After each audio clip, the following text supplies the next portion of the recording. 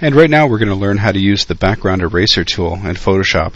Like I've said before, there's usually about 3 or 4 different ways of doing the same thing in Photoshop, and this is just another tool for your toolbox. You'll find that certain tools work better than other tools for a particular given situation. And for this one works fantastic because Photoshop is a really smart program. You just have to tell it how to be smart. So what I want to do with this whole image in the back here is I want to remove the blue sky. Now absolutely we could use the magnetic lasso tool. We could just go along like that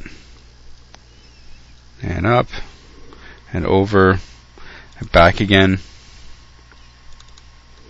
and then I would just hit delete.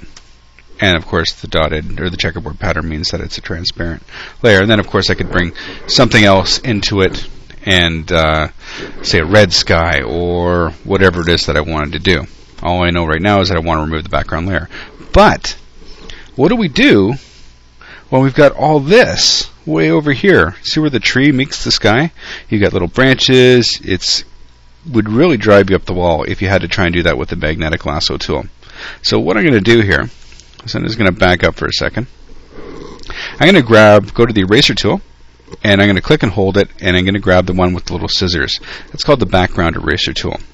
And what that does, this is really a fabulous tool for blowing away large portions of an image and for Photoshop trying to figure out what it is that you want to keep and what it is you don't want to keep.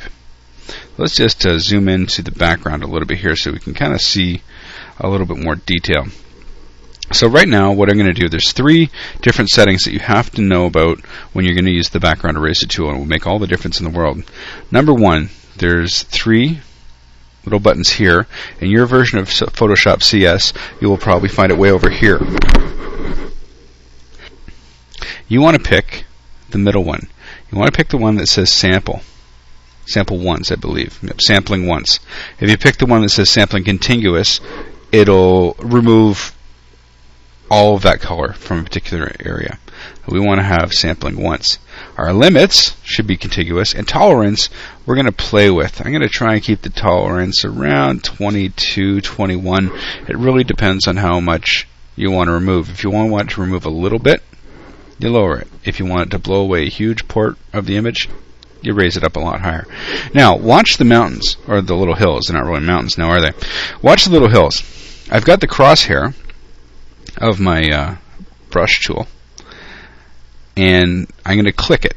And when I click it, it'll just remove the background. Look at that, eh? And it does a pretty good job at reading it. If we zoom right in, you can tell there's a little bit of a halo around it, but all that means we have to do is just zoom in, get the crosshairs a little bit closer.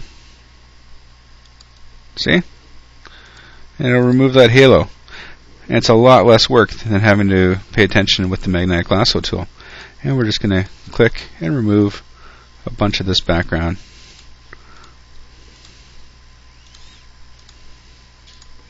Like I said, Photoshop is really smart. You just have to tell it how to be smart.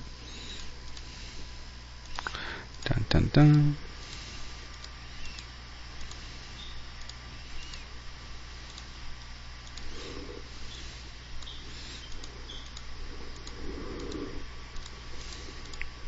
And we're almost done here. You can see that there's still a little bit of a haze, so maybe I actually want to put my tolerance up a little bit more for where I'm working. Just want to make sure all that is gone.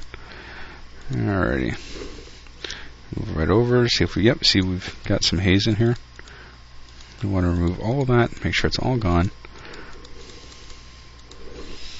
And there's a piece that I missed there. Move it over a little bit more. And just like that. Great. Now let's go over into the tree. Well, first of all, actually, let's get right up to this post. It's still got a bit of a blue haze to it. There we go. That's a little bit better. Let's get into the tree. Now this is where you'll have to play with your tolerance settings. If I have it up nice and high and I click the blue, well, that's not bad. Not bad at all. But see, when I do it down there, it removes more branches than I want it to remove. I'm going to lower my tolerance down. Let's see what happens if I do this now. Yeah, maybe up a little bit more. It's really something you have to play with. Some people get really hung up on what number you have to have exactly, but I find that if you play around with it and you set the sliders to what works for you, it's really a lot better than a hard and fast rule. These are all just suggestions. If you don't want to take my suggestions, that's totally fine, as long as you can figure out a way to do the work a different way. And there are lots of different ways to do different things in Photoshop. Alrighty. So there we go. That's the magic, or sorry, not the magic, but the background eraser tool. And as I mentioned before, you want to make sure that it's sampling once. You want to make sure the limits are contiguous, and you want to keep the tolerance somewhere around 20, probably, for what you might be working on. I highly recommend you play with it. Thank you.